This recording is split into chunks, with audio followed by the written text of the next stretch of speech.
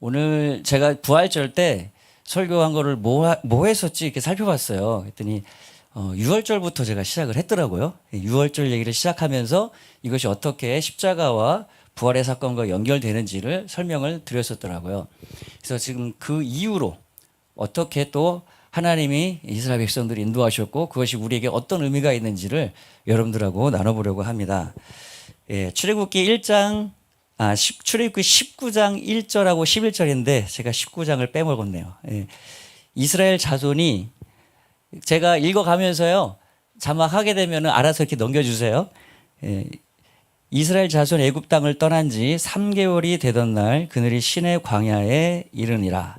셋째 날을 기다리게 하라. 이는 셋째 날에 나 여호와가 온 백성의 목전에서 시내산에 강림할 것임이니. 이스라엘 백성들이 6월절에 하나님의 놀라운 기적과 권능으로 애굽의 바로의 속박에서 압제와 결박 속에 살다가 종살이하다가 그곳에서 나오게 됩니다. 이스라엘 백성들의 스스로의 힘과 그들의 능력으로는 할 수 없는 일이었어요. 하나님의 능력으로 그들이 구원을 경험하게 됩니다. 그래서 여러분 우리의 구원은 우리의 능력으로 되지 아니하고 하나님의 전적인 능력으로 되어지기 때문에 그것을 우리가 은혜로 구원받는다라고 말하는 것입니다. 우리의 열심과 노력으로는 사단의 결박과 저주의 억압 속에서 나올 수가 없어요. 하나님의 전적인 능력으로만 가능한 것입니다. 그러나 하나님이 그러한 길들을 이끌어 가시고 홍해바다를 가르시고 할 때 그들이 거기서 하나님의 인도를 따라 나오지 않았다면 그들이 하나님의 은혜 그 구원의 능력을 경험할 수 없었겠죠. 그래서 믿음은 순종이 또한 동반되는 것이에요. 그냥 저절로 되는 게 아니라는 겁니다. 하나님이 주신 은혜가 내게 은혜가 되게 하려면 믿음으로 그것을 반응해야 되는 거예요. 그것을 우리는 순종이라고 얘기하는 것이요. 구약 성경에는 순종이라고만 나오지만 신약 성경에 믿음으로 나오잖아요. 근데 믿음과 순종은 다른 게 아니에요, 여러분. 동일한 것입니다. 믿기 때문에 하나님을 믿기 때문에 내가 그분을 신뢰함으로 내가 그분에 순종하는 것이에요. 못 믿으면 어떻게 순종하겠습니까? 그렇죠? 그렇게 해서 하나님의 은혜와 능력으로 그들이 구원을 이루고 그 구원의 그 은혜를 경험할 그 시점이 6월절인데 6월절은 이스라엘 백성들이 그들의 달력으로 1월달 그걸 니산월이라고 얘기하거든요. 우리로 따지면 우리 달력으로 아마 3월달쯤 돼요. 그 1월달 14일 날이 그들의 첫 해 14일 날이 6월절입니다. 그렇게 해서 그들의 달력은 30일이 한 달이에요. 그러니까 16일이 지나면 1월달이 갔겠죠. 그리고 2월달은 30일이니까 30에 16 더하면 46일이 지나고 3개월이 되는 3월달이 되는 1일에 시내산 광야 시내산에 도착했다는 얘기예요. 그러면은 그것이 며칠째가 될까요? 47일째가 되는 날에 도착을 한 거예요. 그 6월절이 나오고 나서. 그리고 3일을 기다리면 하나님이 강림하시겠다는 거예요. 그럼 8, 9, 10, 3일째가 되면 그것이 바로 50일째가 되죠. 그것을 성경은 오순절이라고 얘기를 합니다. 50일, 6월절이 지나서 애굽에서 나온 이스라엘 백성들이 50일이 되던 그 날에 하나님이 강림하시면서 무엇을 주셨죠? 하나님 강림하시면서 십계명 이제 율법을 주세요. 돌파는 그 이해 주지만 십계명 율법은 50일째 되는 여호와 하나님 강림하시면서 주십니다. 그래서 3일을 준비하라. 3일 동안 준비하라 하고 해서 그것을 3일 계명을 지켜라 그렇게 얘기하기도 하는데요. 그것은 우리가 3일 계명을 지켜야 되는 그런 건 아닙니다, 여러분. 그것은 3일을 기다려서 율법을 받을 이스라엘 백성들에게 말씀하신 거예요. 우리가 3일날 예배 드리는 것은 그 계명을 지키기 위해서 모이는 것이 아니라 하나님 은혜의 감사함으로 모이는 것입니다. 할렐루야! 하나님 은혜의 감사함으로 기쁨으로 예배하기 위해서 모이는 것이지 그 계명 율법을 지키기 위해서 모이는 것이 아니에요. 그걸 오해하시면 안 됩니다. 그날 3일째가 되는 날 준비하는 그날에 50일 되는 날 하나님께서 십계명을 주셨어요. 그러면 여러분 이것이 어떤 패턴으로 움직이는지 여러분 이해하시겠죠? 여러분 율법이 먼저입니까? 구원이 먼저입니까? 구원을 먼저 받은 거예요. 하나님 능력으로. 그리고 나서 하나님이 율법을 주신 것은 구원받은 이스라엘 백성들이 율법에 나온 하나님의 의와 거룩함으로 하나님의 성품에 맞게 하나님의 합당한 삶으로 살아갈 것을 구원받은 백성에게 요구하셨다는 거예요. 십계명의 그 정신은 원리는 의와 거룩한 삶입니다. 하나님을 예배하고 우상을 버리고 하나님을 예배하고 그리고 옆으로 이웃을 사랑하는 하나님의 나라의 속성에 합당한 의와 거룩한 삶을 요구하셨다는 거예요. 의와 거룩한 삶을 먼저 요구해서 그걸 너가 이루어야 구원받는 게 아니라 하나님의 은혜를 구원을 받은 사람은 의와 거룩한 삶으로 살아가는 것이 합당하다는 거예요. 그렇게 십계명으로 의와 거룩한 삶을 살아갈 때 하나님이 주신 은혜, 하나님이 주신 구원의 삶 안에 여러분이 거하는 구원받은 사람으로서 성도로서 살아가는 삶이 유지되게 하셨다는 것입니다. 그런데 이스라엘 백성들은 어떻게 살았나요? 광야에서 이스라엘 백성들은 어떻게 살았죠? 우상 숭배하고 십계명 돌판을 받고 나오는데 거기서 바로 아론과 그 이스라엘 백성들이 광란의 파티를 벌이면서 금송아지를 만들어 놓고 우상 숭배를 했어요. 거기서 3,000명이 죽습니다. 여러분 이 패턴은 계속됩니다. 아무리 구원받은 백성이라도 의와 거룩한 삶을 깨뜨려 버리면 이스라엘 백성들은 거기서 현장에서 죽기도 했어요. 오늘날은 잘 그렇게 하시진 않죠. 그러나 그것이 여러분 괜찮다고 생각하면 안 된다는 거예요. 우상 숭배했던 이스라엘 백성들, 또 간음했던 이스라엘 백성들 어떻게 됐습니까? 24,000명의 뱀에 물려 죽는 역사가 일어났죠. 원망하다가 어떻게 됐습니까? 수만 명이 원망 때문에 죽고 광야에서 하나둘씩 죽어가는 삶이 이스라엘 백성들의 광야의 여정이었잖아요. 하나님이 세운 모세를 비판했던 그 누나인데 누구죠? 이름이? 미리암. 갑자기 미리암. 나이로는 모세보다 나이가 많은 누나예요. 그런데 하나님이 그 시대에 이스라엘 백성들을 이끌어가는 용도자로는 하나님이 미리암은 선지자로도 쓰셨지만 하나님이 세워서 쓰신 분은 모세였단 말이에요. 근데 모세를 비판하는데 뭘 가지고 비판하느냐? 구스 여인 취한 것으로 비판을 합니다. 구스 여인은 오늘날의 이디오피아, 아프리카에서 온 여인이 아마도 이스라엘 백성들이 애굽에서 나올 때 그때 같이 따라 나왔을 거예요. 종살이 같이 하다가.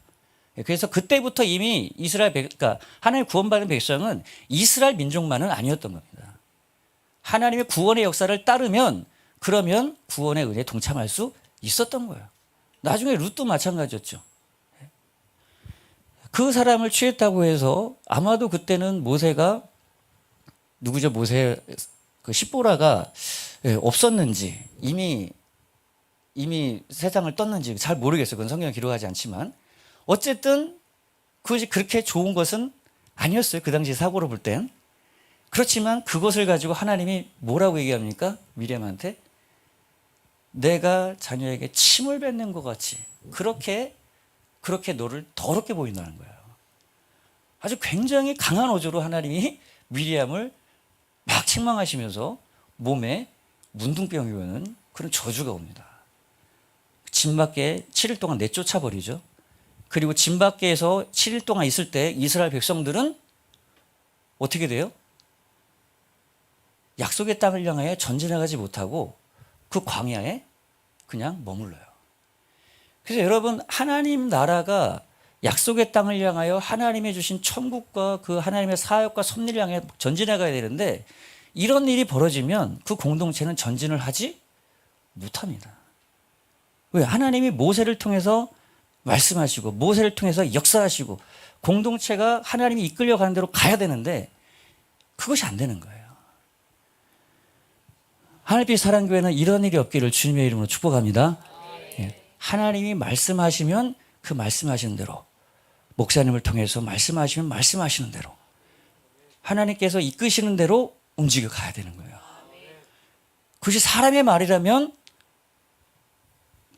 안 해도 되지만 하나님의 말이라면 우리는 가야 되는 것이죠. 그것이 우리 모두 다 은혜 받고 사는 길인 것입니다. 그렇게 해서 여러분 이스라엘 백성들을 이끌어가는 그 하나님, 그 여정 속에서 남은 사람은 고작 여호수아와 갈렙만이 약속의 땅에 들어갔단 말이에요. 여러분 여기서 말씀하시는 그 의미가 무엇인지를 우리는 기억해야 됩니다. 그러면 그건 구약시대 아니야? 오늘 신약시대잖아요. 은혜의 시대잖아요. 이렇게 생각하시는 분이 많아요. 제가 유튜브에 이 강의를 하니까 그거는 구약의 시대고, 신약의 시대는 은혜의 시대고 용서의 시대, 자비의 시대이기 때문에 그 시대와는 다르다.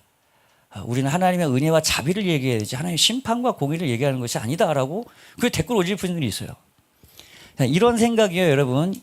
AD 200년대에 나타난 유명한 마르시온이라고 하는 이단이 바로 이런 사람의 생각이었습니다. 이 사람은 어떻게 생각했냐? 구약의 하나님과 신약의 하나님이 다르다고 얘기했어요. 구약의 하나님은 공의와 심판과 저주하신 하나님, 신약의 하나님은 용서와 자비 하나님. 여러분 이것이 맞습니까? 아닙니다, 여러분. 예수 그리스도는 어제나 오늘이나 영원토록 어떻게 타고요? 동일하신 분이에요. 구약의 하나님도 공의의 하나님, 용서의 하나님, 자비 하나님이셨고, 신약의 하나님도 공의의 하나님, 용서의 하나님, 자비 하나님이셨습니다. 여러분 예수님이요 저주했던 마을들이 있었어요. 고라신 같은 그 마을들은 예수님의 기적과 능력을 그렇게 보고도 예수님을 메시아로 받아들이지 않았습니다. 화 있을진저 고라시나 얘기했는데 2000년이 지난 이 시점에서 고라시는요 도시의 형체를 살펴볼 만큼 그렇게 황폐해져 버렸어요. 예수님이 화 있다고 하면 여러분 그것이 화가 임합니다. 화 있을진저 바리새인아, 화 있을진저 사두개인, 여러분 그 화가 그들에게 임해요. 예수님이 용서하고 자비 하나님이셨지만 예수님은 또한 공의의 하나님이십니다. 여러분 우리가 이 극단을 주의하셔야 돼요. 한 극단은 뭐냐면요, 하나님의 말씀과 그 율법을 다 지켜야 돼. 그래야 천국 갈 것처럼 얘기해서 그것을 막 지키고 하나하나 율법의 말씀들을 다 지켜서 그것들 행하지 않은 걸 찾아내서 회개하도록 만드는 그런 극단이 있어요. 여러분 언제 죄를 다 찾겠습니까? 여러분 죄 다 찾을 수 있어요? 그렇게 해서 천국 갈 수 있겠습니까? 못 가요. 그러니까 구원의 확신도 그런 어떤 은혜도 못 누리는 거야. 강박증에 시달려 살아요. 정죄감에 시달려 살아요. 이런 사람들은 구원의 확신이 없어요. 그럼 또 하나의 극단이 있어요. 은혜로 자비로 구원 받았으니 괜찮지 하고서 또 마음대로 살아. 이것이 갈라디아서에서 말한 바울이 지적한 갈라디아 교인들의 문제였어요. 이쪽은 레걸리즘, 율법주의, 이쪽은 라이센스, 난 더 따놓은 당상이야, 난 천국 티켓 있으니까 뭘 해도 괜찮아, 이런 사람들이 있었다는 거예요. 여러분 제가 지금 말씀드리는 것을 여러분 잘 연결해서 들으시기 바랍니다. 자, 그런데 사도행전 1장 1절 4절에 보니까요, 오순절 날이 이미 이름에 그들이 다 같이 한 곳에 모였더니 마치 불의 혀처럼 갈라지는 것들이 있어 그들에게 보여 각 사람 위에 하나씩 임하였더니 그들이 다 성령의 충만함을 받고 성령의 말하게 하심을 따라 다른 언어들로 말하기 시작하니라. 자, 여러분 구약의 옛 언약의 백성들도 오순절 날 하나님이 영임하면서 십계명 율법을 주셨죠. 신약의 새 언약의 백성들도 오순절 날에 무엇이 임했습니까? 성령이 임했어요. 옛 언약의 백성들은 구원받은 은혜로 십계명 율법을 지켜야 될 삶의 의무가 그들에게 있었어요. 십계명 말씀을 지킴으로 그들은 하나님의 의롭고 거룩한 백성으로서 살아감으로 하나님이 약속하신 구원받은 백성으로서의 은혜와 축복을 다 누릴 수가 있었던 겁니다. 그것이 바로 옛 언약이에요. 흔히 얘기하는 구약이라고 하는 언약. 이스라엘 백성들과 맺은 언약을 옛 언약, 구약이라고 한다. 저는 구약이라는 말 잘 안 써요. 사람들이 헷갈리기 때문에 옛 언약이에요. 그 언약을 지키는 방식이 뭐냐면 십계명을 지키는 거예요. 십계명 율법을 지킴으로 그들은 하나님의 은혜와 축복 안에 구원의 은혜 안에 있을 수 있었던 거예요. 그것을 깨뜨리면 어떤 일이 일어났어요? 하나님 말씀대로 저주가 임하고 심판이 임하고 그리고 경제적으로 어려움 당하고 자연재해가 오고 메뚜기 재앙이 오고 그리고 맨 마지막에 어떤 일이 벌어져요? 그래도 회개하니까 어떤 일이 벌어져요? 아수르와 바빌론이 와서 북이스라엘은 아수르에서 완전히 파괴당하고 남유다는 바빌론에 의해서 완전히 예루살렘 성전이 박살나고 파괴되는 그런 역사. 그리고 종살이로 질질질 수천 리를 끌려가서 종살이로 살아가는 그것이 이스라엘 백성들, 옛 언약의 백성인 이스라엘 백성들의 결론이었습니다. 새 언약의 백성은 어떨까요? 그러한 저주, 그 저주 가운데 500여 년을 지내고 있었던 이스라엘 백성들, 그들은 선지자들의 외침을 통해서 메시아를 기다렸습니다. 그 메시아가 오면 그 메시아를 통해서 하나님의 나라가 회복된다고 얘기하는데 그 하나님 나라가 회복된다는 내용이 뭐냐면 이스라엘 통한 그러한 온 세계 열방의 빛으로서의 그 사명, 그 축복이 이루어진다는 거예요. 회복된다는 겁니다. 이스라엘의 국권을 회복하고 하나님이 약속하신 열방의 빛으로서의 그러한 축복의 통로로 우리가 쓰임받게 될 것이라고 하는 그 약속을 그들은 기다려왔던 겁니다. 그런데 헬레 자국이 일어나고 로마 제국이 일어나고 너무나 가혹한 종살이 속에서 어떤 거짓 메시아들이 일어나가지고 그 메시아를 따르다가 잡힌 수많은 사람들, 수많은 청년들이 십자가에 달려서 수십 킬로를 50m씩 뛰어넘고 달려 그렇게 죽임당하는 그런 역사가 계속되어 왔어요. 그런 가운데 침례 요한이 등장했던 겁니다. 회개하라. 천국이 가까웠느니라. 거기서 말하는 천국은 예수 믿고 죽어서 가는 천국이 아닙니다, 여러분. 회개하면 하나님 나라가 우리 가운데 임해서 이스라엘 통해서 약속하신 그 하나님의 통치와 다스림이 우리의 삶을 통해서 회복된다는 겁니다. 우리가 이 종살이가 끝난다는 거예요. 그리고 예수님이 또 나타나셔서 동일한 얘기를 하시는 거예요. 회개하라. 천국이 가까우니라. 때가 찼고 하나님의 나라가 가까웠으니 너희가 회개하고 복음을 믿으라. 하나님의 나라, 하나님의 통치가 우리 가운데 임한다는 거예요. 하늘의 하나님. 제가 최근에 킹 오브 킹즈라는 영화를 보고 왔습니다. 예, 지금 논란이 많죠? 여러분 보실 수 있으면 보세요. 저는요 3번이나 울컥하면서 눈물을 흘렸습니다. 만왕의 왕이신 그 왕의 하나님이 이 땅에 오셔서 어떻게 하나님으로서 왕으로서 우리를 통치하고 다스린지를 잘 표현했더라고요. 그 왕이 이 땅에 오셔서 하늘의 주인 되신 그 왕이 우리 가운데 오셔서 이 땅에 하나님의 나라를 시작하시겠다는 거예요. 그것이 원래 아담의 사명이었고 원래 하나님의 백성들이 이 땅 가운데 이루어 가야 될 우리들의 사명이었고 이스라엘의 사명이었던 것입니다. 하나님의 나라를 이 땅에서 시작하시는 거예요. 병 고치고 귀신을 쫓아내고 수많은 사람들이 회개하면서 하나님의 나라 안으로 들어오기 시작합니다. 예수 그리스도를 통해서 역사하신 하나님의 나라를 그들이 보기 시작했던 거예요. 예수님이 십자가에서 죽으시고 부활하시면서 예수님의 십자가의 죽으심, 제가 지난번에 왔을 때 여러분들 말씀드렸습니다. 예수님의 그 십자가의 죽으심은 이 세상을 향한 심판이라고 요한복음 12장에 예수께서 말씀하셨어요. 내가 어떻게 죽어야 할지를 말씀하셨다라고 그렇게 예수님이 요한사를 통해서 말씀하십니다. 예수님의 십자가의 죽으심은 이 세상을 향한 심판이었어요. 이 세상을 향한 죄의 심판이 집행될 때, 그때 세상 임금이 쫓겨나가게 되는데, 왜냐하면 죄를 통해서 세상 임금인 마귀가 이 세상에 들어와서 이 세상을 다스리고 통치하는 왕노릇을 하고 있었기 때문입니다. 그 안에서 이스라엘 백성들은 종살이를 하고 있었던 거예요. 겉으로는 로마가, 겉으로 그 전에 헬라가 그들을 지배하고 있었지만은 사실은 그 배후에서 사단이 이스라엘 백성들을 다스리고 지배하고 통치하면서 그 종살이 가운데 살고 있었던 그 이스라엘 백성들.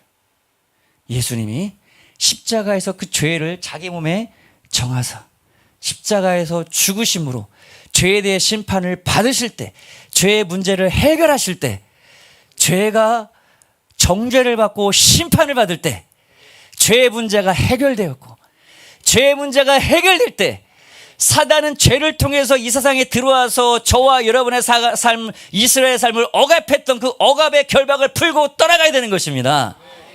왜냐하면 사단은 죄를 통해서 들어와서 우리의 삶을 지배하기 때문에 그래요. 여러분의 삶의 죄의 문제가 해결됐습니다. 예수께서 십자가에서 죽으실 때 여러분의 죄가 거기서 여러분의 죄가 거기서 심판받은 것입니다. 예수님이 여러분과 함께 연합해서 여러분 예수님이 십자가에서 함께 여러분과 함께 죽을 때 여러분도 거기서 심판을 함께 예수님과 함께 받은 거예요. 그것이 바로 침례의 의미인 것입니다. 이번 성에 가서 침례 받으실 분 계시죠? 대부분 다 여긴 받으셨겠죠? 네. 여러분 다 침례 받으셨잖아요. 그것이 여러분의 믿음의 고백이고 믿음의 선포인 거예요. 그럼 여러분은 예수님과 함께 십자가에서 여러분 죽었고, 그러면 죄가, 저주가, 사망 권세가 십자가에서 여러분 끝난 것입니다. 사단이 여러분 더 이상 여러분을 지배할 수가 없는 것이에요. 그것이 여러분의 고백이고 선포가 되어야 되는 것이에요. 저는 이걸 목 터져라 얘기합니다, 여러분.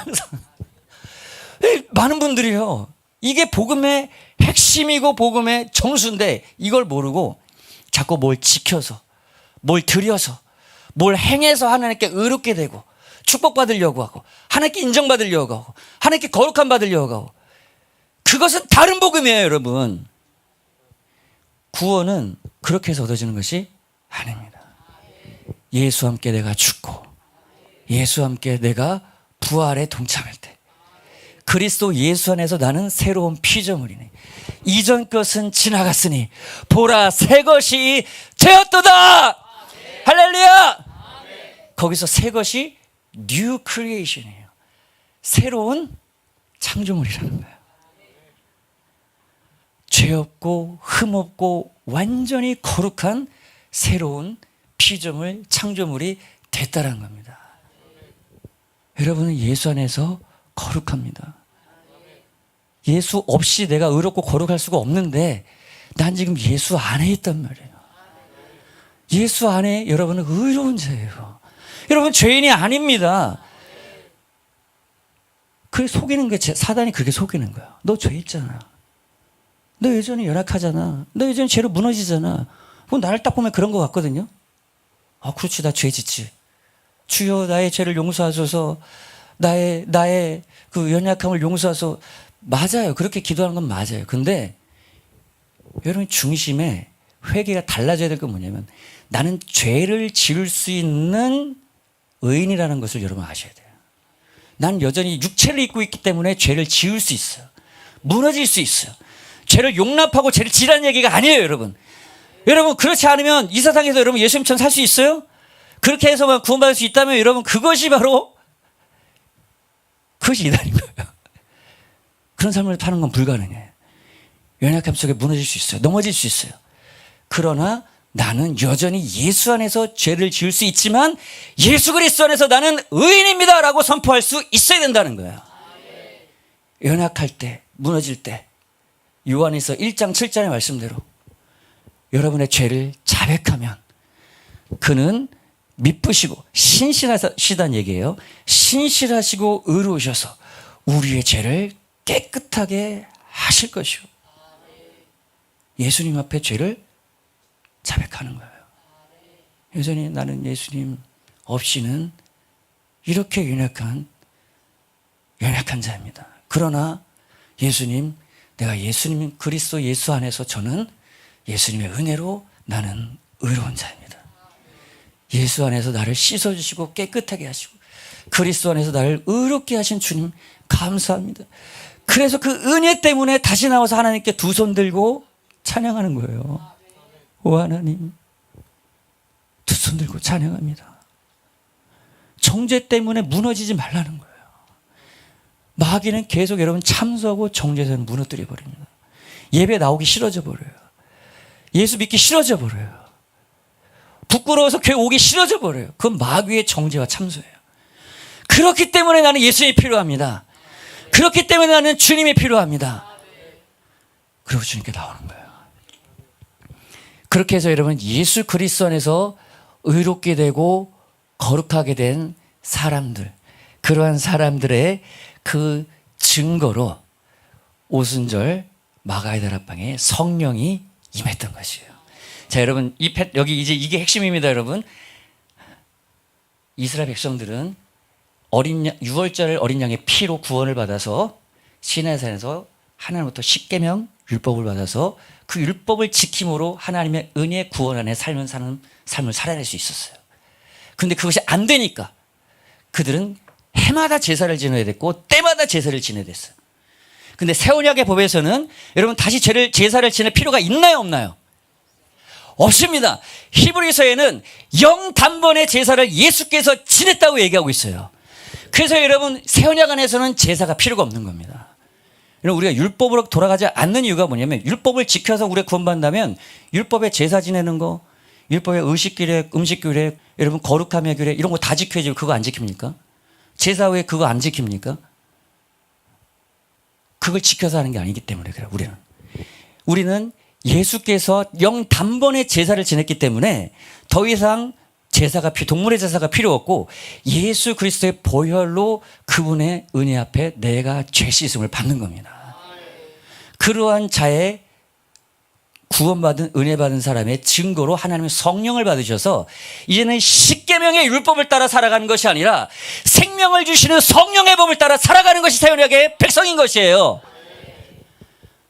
옛 언약의 백성들과 다른 것이 무엇이냐면 십계명 돌판에 새겨진 법은 저것이 맞다라는 것은 아는데 우상 숭배를 하지 말아야 되는 것은 아는데 그렇게 살아갈 수 있는 능력이 없어요. 근데 새 언약의 법인 성령의 법은 성령님이 우리 안에 오셔서 우리에게 생명을 주시기 때문에 우리 안에서 하나님의 의와 거룩의 표준을 말씀하실 뿐만 아니라 의와 거룩한 삶을 살아낼 수 있는 능력까지도 주시는 거예요. 여러분 이것이 다른 거예요. 그래서 로마서 8장 1절 2절에 보면 이제 그리스도 예수 안에 있는 자에게는 결코 정죄함이 없나니 정죄함은 끝났습니다. 여러분 그리스도 예수 안에 있는 생명을 주시는 성령의 법이 죄와 사망의 법에서 너를 해방하였다는 것입니다. 이거 한번 같이 로마서 8장 3절 4절 이어서 같이 읽어보겠습니다. 시작.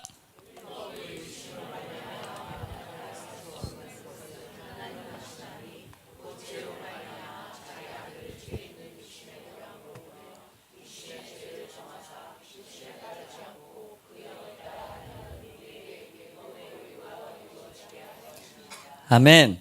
자, 율법의 요구가 뭐겠습니까?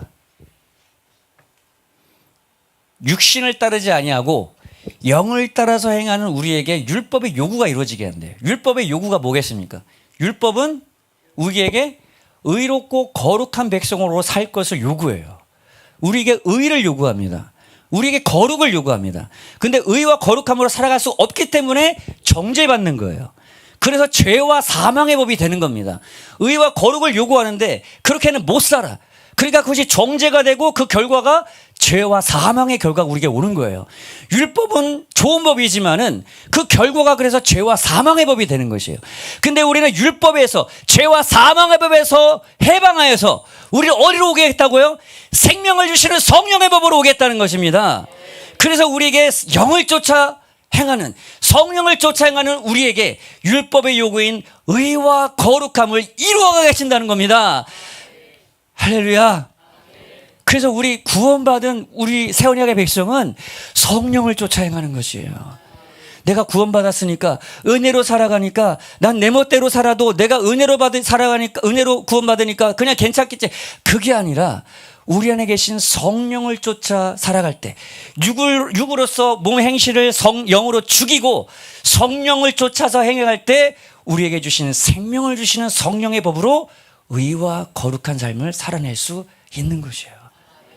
그것이 오순절에 똑같이 우리에게 이스라엘에게는 십계명을, 새언약의 백성 교회에게는 성령을 주신 그런 동일한 패턴 속에서 우리가 깨달을 수 있는 겁니다. 그래서 여러분, 우리는 성령을 쫓아 살아가야 될 우리에게 의무가 있는 거예요. 성령이 임하시면 권능을 받고 예루살렘과 유대 사마리아 땅 끝까지 이르러 내 증인이 될 것이다 하신 그 말씀이 바로 이제 우리는 성령의 권능이, 성령이 우리에게 임할 때 하나님의 나라의 다스림과 통치가 우리에게, 하나님의 권세가 우리에게 임하는 겁니다. 내게 하나님의 나라가 임한다는 거예요. 내 안에 하나님의 나라가 이루어진다는 겁니다. 그래서 여러분, 예수 믿고 죽어서 천국 가는 게 아니라, 물론 가요. 근데 그 하나님의 나라는 성령으로 지금 여러분 안에 임하는 것입니다. 그것이 로마서 14장 17절에 사도 바울이 얘기했던 거예요. 하나님의 나라는 먹는 것과 마시는 것, 율법의 의식의 규례를 통해서 율법을 지킴으로 이루어진 것이 아니라 성령 안에서 의와 평강과 기쁨이니라, 희락이니라 라고 얘기했던 것입니다. 예, 그런데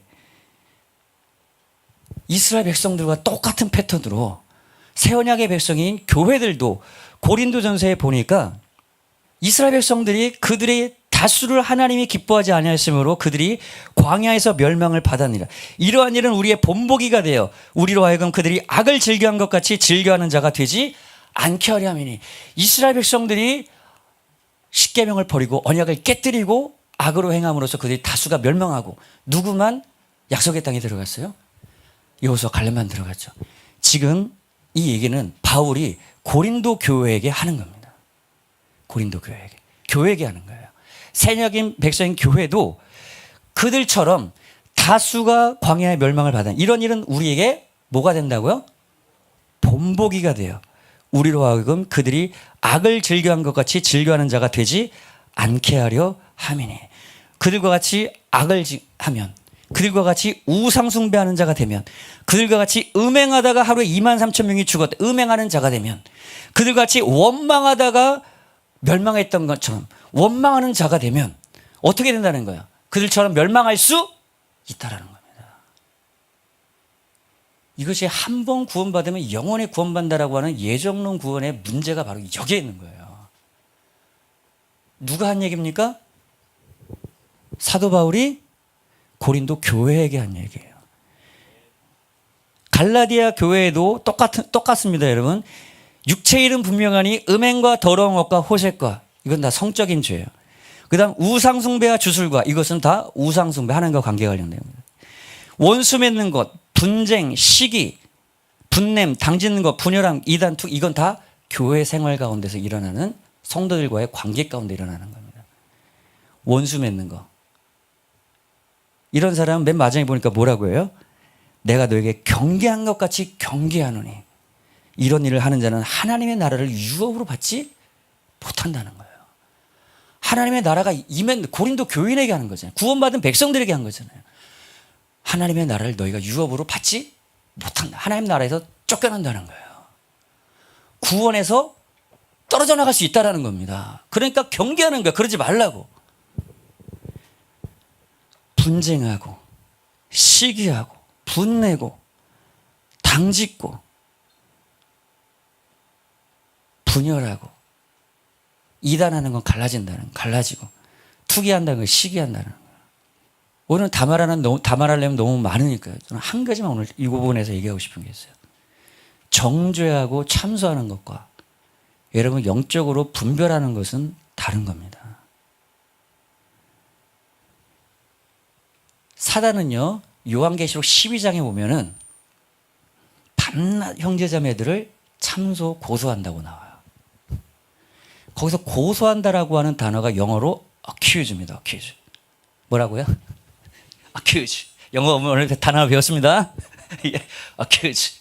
예. accuser of brothers 이렇게 돼 있어요. 고소 참사한다는 얘기예요. 근데 그 단어가요. 헬라 원문은 카테고로스라는 말을 썼어요.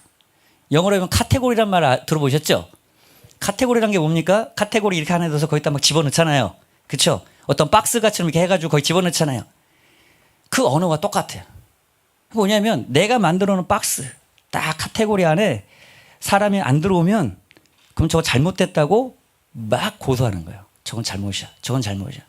막 그렇게 한다는 거예요. 여러분이 갖고 있는 틀이 여러분 그것이 하나님 말씀입니까?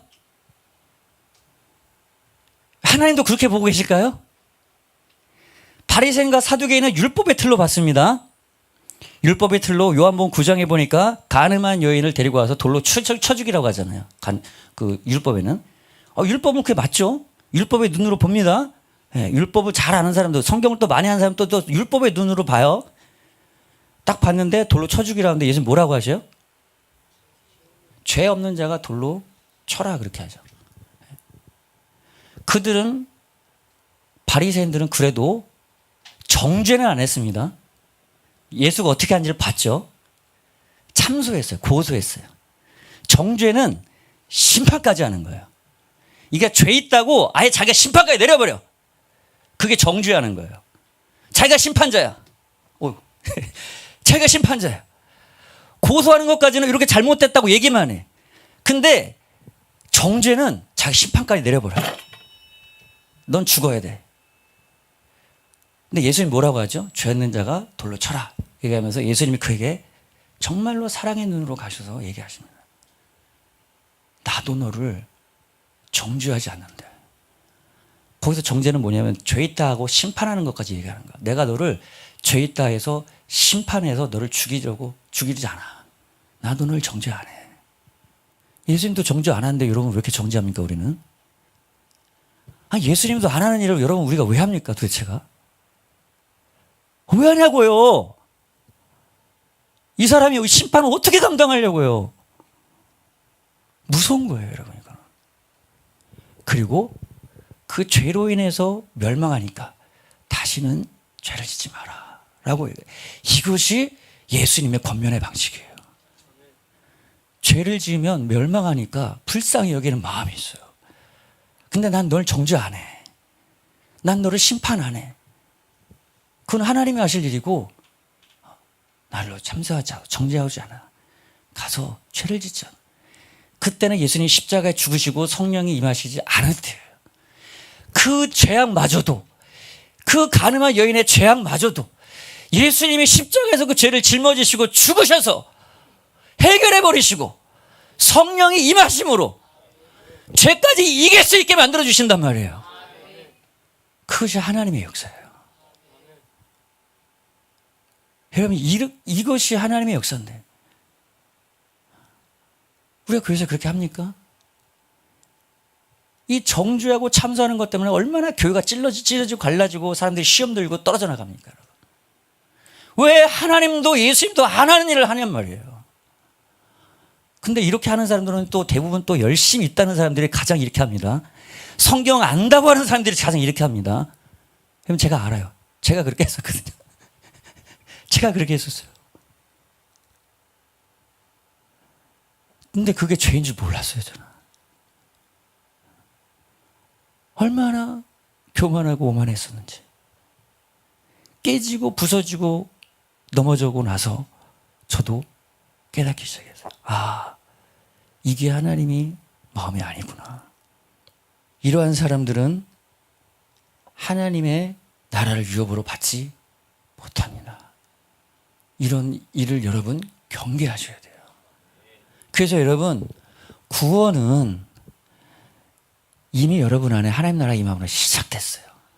여러분 이미 구원 안에 들어와 있습니다. 그러나 그 구원은 과정에 있어요. 여러분의 페널티, 여러분의 죄의 그 결과는 예수님이 십자가에서 끝내주셨어요.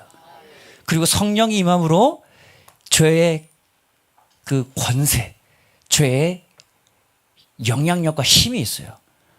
이제 영어로 이걸 power of sin 이렇게 얘기해놨어요. penalty of sin은 끝났어요. 근데 power of sin은 여러분 여전히 죄의 능력, 힘은 여전히 있나요, 없나요, 지금?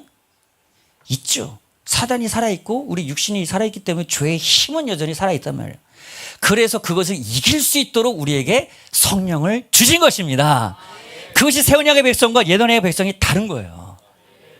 그리고 미래에 구원이 완성되게 되는데 possibility of sin, 죄의 가능성조차도 완전히 사라지게 되는 그날이 구원이 끝나는 완성의 날이에요. 그때까지는 내가 죄로 인해 넘어질 수도 있고 무너질 수 있다. 우리 형제자매들도 그럴 수 있다라고 하는 것을 가지고 우리가 서로 격려하고 그렇게 하라고 히브리서 10장 24절 25절에 히브리 기자에게 얘기하는 거예요.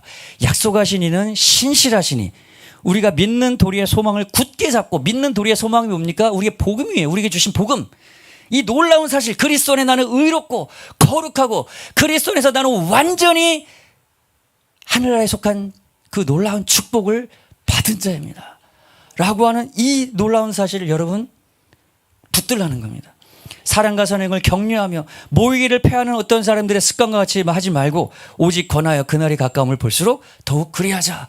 그래서 우리가 금요일에도 모이고 수요일에도 모이고 또 수요일까지 가가지고 3일 내내 막 집회하고 하는 이유가 뭐냐? 서로 격려해서 하늘에서 그 가운데 임하는 하나님의 권능이 크단 말이에요. 여러분, 제가 저 예배 4명 가족들 5명 6명 9명 놓고 설교합니다. 주일날.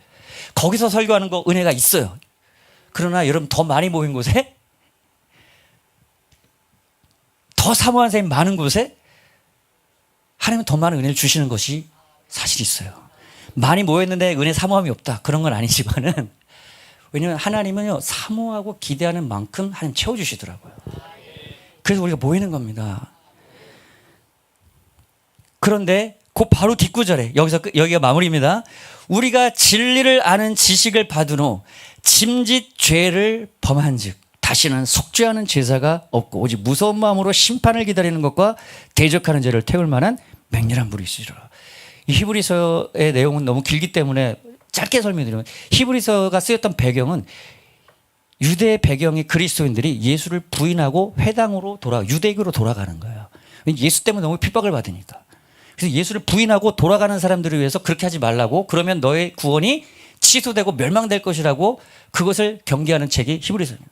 근데 여기서 짐짓 죄를 범한다는 것은 그러한 예수를 배교하는 죄와 또 아까 얘기했던 그러한 타락의 죄를 회개하지 않는, 그래서 짐짓 죄를 범한 적이라는 뜻은, 짐짓이라는 것은 고의적이라는 뜻이에요. deliberately라고 되어 있어요. 고의적으로. 그 다음에 범한다는 이 죄는 keep on sinning, 계속해서 죄를 짓는 현재 진행의 의미를 갖고 있어요. 고의적으로 계속해서 죄를 범하는 이런 사람들은 회개하지 아니하고 고집부리고 고의적으로 계속 죄 가운데 완전히 살아가는 이 사람들은 어떻다고요? 다시는 속죄하는 제사가 없다라는 거예요. 맹렬한 불의 심판만 남아있다는 거예요. 그런 사람들을 위해서 예수의 피가 효력이 없다라는 겁니다. 배교는 여러분 끝나는 거예요. 절대로 예수를 부인하는 건 안 되는 겁니다. 그리고 하나님이 회개를 외치고 성령의 감동을 주시고 회개를 계속해서 촉구하는데 고집부리고 계속해서 여러분 그걸 거부하는 것을 여러분 멸망으로 가는 지름길이에요.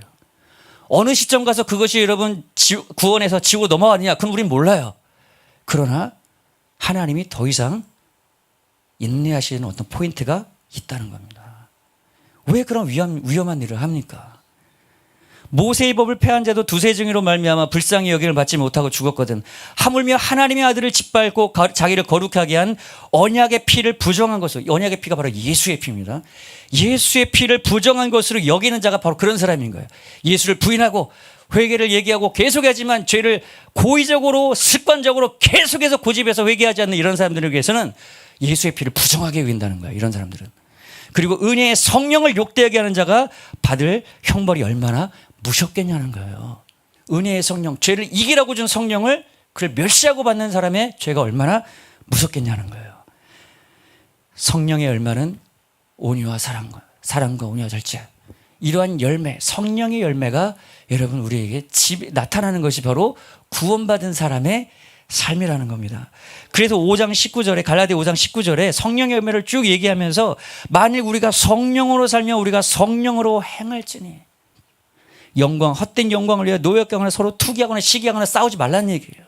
성령으로 행하는 것이 새 언약의 백성의 삶이라는 것입니다. 여러분, 성령으로 행하는 여러분 되시기를 주님의 이름으로 축복합니다. 여호수아 요 한마디 하고서 기도하겠습니다. 이스라엘 백성들 가운데 2명의 사람만 광야를 헤쳐나가고 약속의 땅에 들어갔습니다. 근데 그 여호수아가 어떤 사람이었느냐? 출애굽기 33장 10절에는 이렇게 기록하고 있어요. 모든 백성이 회막문에 구름 기둥이 서 있는 것을 보고 일어나 각기 장막문에 서서 예배하며 사람이 자기의 친구와 이야기하는 것 같이 여호와께서는 모세와 대면하여 말씀하시되 모세는 진으로 돌아오나 눈의 아들 젊은 수종자 여호수아는 회막을 떠나지 아니하니라. 거기서 많은 사람들이 예배하고 있었어요. 그런데 모세는 하나님과 대면해서만 얘기하고 있었어요. 여러분, 하나님과 대면해서 얘기하고 싶죠? 근데 여러분, 모세는요 그 안에 성령이 내주한 사실이 없습니다. 그래서 고린도후서 3장에 새 언약의 백성이 우리에게 성령이 내주해 있기 때문에 옛 언약 안에 있었던 모세도 하나님의 얼굴 대면하면서 보고서 그 임했던 하나님의 영광을 보고 빛이 난 광채를 보면서 그 사람들이 수건을 가렸거늘 성령이 임한 새 언약의 백성들은 이게 임할 하나님의 영광이 얼마나 크겠냐는 거예요. 여러분, 우리는 성령으로 날마다 대면해서 주님과 얘기할 수 있습니다. 교회에서나 기도할 때나 여러분 설거지할 때나 찬양하고 예수 이름을 외치고 모든 순간에서 우리 하나님과 성령 안에서 교통할 수 있는 것이에요. 우리는 성에 가서 수련회 가서도 이렇게 할 것입니다. 그런데 수많은 사람들이 다 이제 예배가 끝났나 봐요. 다 갔어. 근데 눈의 아들 여호수아는 그 회막, 예배가 있던 회막을 떠나지 안 했다는 거예요. 이 사람이 어떤지 아시겠죠? 이 사람은 예배자예요. 여러분, 예배자가 되시기 바랍니다. 예배자. 오늘날의 예배는 in the spirit, in the truth. 성령 안에서, 진리 안에서, 영 안에서, 진리 안에서 요한복음 4장 23절에 말씀합니다. 신령과 진정이라는 얘기가 바로 영 안에서, 진리 안에서라는 얘기입니다. 성령 안에서, 진리의 말씀 안에서 우리는 항상 예배할 수 있습니다. 모여서도 예배하고 여러분 흩어져 가면서도 예배하면서 성령님과 함께 이 세상을 향해서 나아가는 거예요. 모여서 성령 충만받고 나가서도 계속 성령 인도 따라서 세상을 우리는 정복해 가는 것입니다. 그래서 모이면 그렇게 기도하고 예배하고 흩어져 가면서 예수의 증인으로서 살아가는 거예요. 그리고 여호수아는 종이었어요. 예배자고 수종자, servant, slave, 노예란 얘기예요. 사실은 모세를 수종드는 종이에요. 모세를 수종드는 것이 사실 하나님을 수종드는 것이에요. 여러분, 하나님이 목사님을 통해서 역사하시고 사용하신다면 목사님을 신격하라는 얘기가 아닙니다. 여러분, 하나님이 하신 일들에 수종들고 여호수아처럼 섬길 때 그것이 누구에게 하는 것과 똑같다고요? 선지자의 힘으로 선지자를 대접하면 하나님을 대접하는 것과 똑같다는 거예요. 이거는 목사님만 아니에요. 여러분 안에 계신 성령님이 계시잖아요. 성령님이 있는 여러분을 우리 형제자매를 서로 섬길 때 우리는 사실 누굴 섬기는 거예요? 하나님 섬기는 것과 똑같은 거예요. 그래서 예수님 뭐라고 합니까? 바울아 바울아 어찌하여 너가 나를 핍박하냐. 바울은 하나님 핍박한 적이 없어요. 교회를 핍박했지. 성도들 핍박했지. 성도들 핍박하는 게 예수님 핍박하는 것과 똑같다는 거예요. 저도 여러분 섬기고 있는 겁니다. 여러분 섬김으로 저도 하나님 섬기는 상 받습니다. 저는 상 받으려고 하는 건 아니에요. 기쁨으로 합니다. 이것이 저는 제 삶의 목적이고 이유고 살아가는 이유니까요. 여러분 그렇게 예배자로 종으로서 살아갈 때 여러분 이미 여러분 예수 그리스도 안에서 여러분 우리 약속의 땅 하나님 나라는 여러분에게 주어져 있어요. 사실은. 그런데 그 안에서 여호수아처럼 그것을 누리고 정복하고 세상을 향해서 나아가는 그러한 여호수아 같은 하나님의 군대 장관으로 여러분을 쓰실 것입니다. 우리가 수련회 가셔도 비록 2박 3일이지만 여러분 이렇게 여호수아처럼 예배하는 여러분 되시기 바랍니다. 다음 세대를 특별히 여기 그렇게 예배하는 자 또 종된 자 섬기는 자 돼서 하나님이 여호수아처럼 쓰시는 다음 세대들이 지도자들로 리더자들로 일어나기를 바랍니다.